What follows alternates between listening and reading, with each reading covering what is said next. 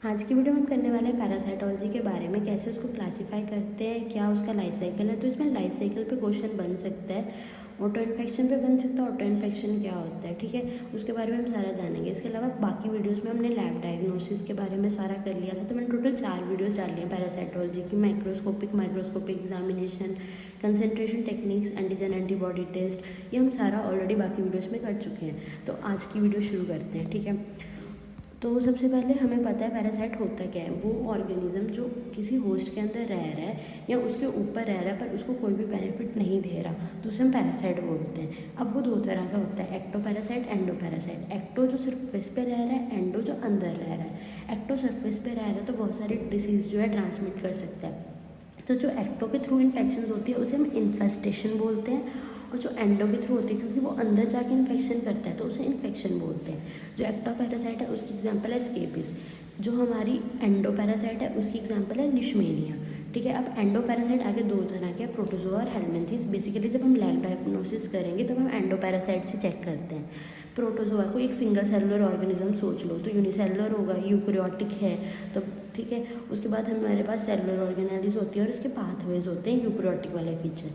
हेलमिंथेस में अब दिमाग में टेप फॉर्म या राउंड वॉर्म ले आओ, अब वो क्या होता है, लंबा होता है, ठीक है, और उसका फ्यू mm टू कुछ मीटर लॉन्ग होता है। यूकैरियोटिक मल्टी सेलुलर और बायोलेटरली सिमेट्रिकल होता है। अब मेजर क्वेश्चन आएगा लाइफ साइकिल से। अब मान लो कोई ऑर्गेनिज्म पहले ट्रांसमिट किया तो उसका कोई मोड ऑफ ट्रांसमिशन होगा।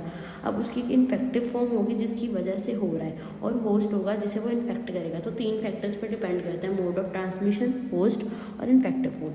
अब होस्ट हमारा 2 तरह का हो सकता है, डेफिनेटिव होस्ट, जब होस्ट जो है सेक्शुअल साइकिल कर रहा है। डेफिनेट मतलब डेफिनेट क्या होता है, सेक्शुअल स्टेज डेफिनेट है, और अडल्ट पैरासाइट, ठीक है। अब आप डेफिनेट और सेक्शुअल स्टेज कैसे याद रख सकते हो। अब ह्यूमन को तभी माना जाता है कि वो सही है जब वो आगे प्रोजेनी बना पाए, और अडल्ट को हम जल्दी ज़्यादा मानते हैं, ठीक है, तो वो डेफिनेट स्टेट होगी। इंटरमीडिएट वो होगी जब अंडर को कर रहा है एसेक्सुअल साइकिल को और उसमें लार्वा रह रहा है। इंटरमीडिएट में लार्वा और एसेक्सुअल स्टेज, वही तरीका याद करने के लिए, डेफिनेट में सेक्सुअल और अडल्ट।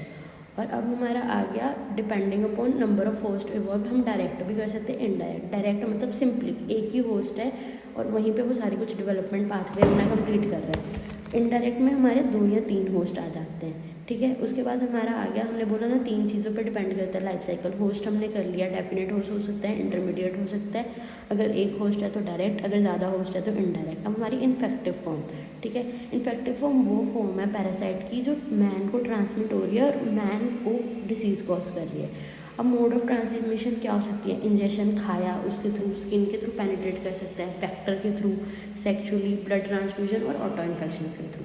तो ये हमारा हो गया लाइफ साइकिल के बारे में, होस्ट किस तरह से, definite, intermediate, direct, indirect, infective form और मोड ऑफ ट्रांसमिशन। अब बात आती है ऑटो इन्फेक्शन। ऑटो इन्फेक्शन क्या होता है कि खुद से ही खुद को इन्फेक्शन हो रही है, ठीक है। अब जो कुछ इंटेस्टाइनल पैरासाइट है वो सेम पर्सन को इन्फेक्ट करते हैं, नॉर्मली वो नहीं कर रहे बट कुछ केसेस में वो कर देते हैं। अब मान लो आपने अपनी किसी बॉडी पे पड़े हुए थे, नॉर्मली ये एनस एरिया में होते हैं कि वहाँ पे छोटे बच्चे क्या करते हैं, हाथ मार लेते हैं और वही हाथ मुंह में डाल लेते हैं या कहीं पे लगा लेते हैं। तो नॉर्मली एक्सटर्नल ऑटो इन्फेक्शन मतलब बाहर से उठाई कंटेमिनेटेड हैंड से, वही जो मैंने आपको छोटे बच्चों वाली एग्जाम्पल दी, और मुंह में डाल ली, वहाँ से इन्फेक्शन हो सकती है। इंटरनली क्या है, रिवर्स पैरास्टाइलिसिस हो सकती है, रिवर्स पैरासाइटालिसिस हो सकती है, सॉरी, ठीक है। रिवर्स पैरासाइटालिसिस, इसके सोचो पैरासाइटालिसिस को, इसको इस तरह से सोचो कि नॉर्मली हमारे बैक्टीरिया एज अ कमेंसर रहते हैं, हमें कुछ नहीं कहते, बट कई बार कुछ इन्फेक्शन के थ्रू वो पीछे को आना शुरू हो जाते हैं, तो इससे हो सकती है ऑटो इन्फेक्शन। जब खुद को ही इन्फेक्ट करें, एक्सटर्नल हो सकती है, इंटरनल, इस पर क्वेश्चन आ सकता है, जैसे क्रिप्टोस्पोडियम हो गया, टीनिया सोलियम हो गया, ठीक है, स्ट्रोंगियोलाइडस हो गया और एच नाना हो गया। तो इसमें एच नाना याद रख लो, ये नाम थोड़ा यूनिक सा तो याद रहता है। टीनिया सोलियम हो गया और क्रिप्टोस्पोडियम हो गया। अब बात करते हैं प्रोटोजोआ और हेलमिंथेस। इसकी थोड़ी थोड़ी मोटी सी एग्जांपल याद कर लो, कौन से होता है। अमीबा में एंटामीबा हिस्टोलिटिका, फ्लैजिलेट्स में जियार्डिया होता है, लिशमैनिया और ट्रिपनसोमा होता है, ट्रैकोमोनास भी होता है, एपी कॉम्प्लेक्सा में मलेरियल पैरासाइट या ऑपर्चुनिस्टिक में टॉक्सोप्लाज्मा होता है। हेलमिंथेस में सिस्टोड, टर्माटोड्स और निमाटोड्स होते हैं। इसकी एग्जांपल सिस्टोमेटिनिया, अचनाना याद रख लो, टोमेटोड फिशियोला और शिस्टोमा और ट्राइचेरिस। यार इस पे क्वेश्चन आएगा नहीं, तो ये मैंने भी नहीं याद रखा हुआ। मेन ये याद रखना कि लाइफ साइकिल कैसा होता है, host, mode of transmission, infective form, और ऑटो इन्फेक्शन थोड़ी बहुत कैसे होती है।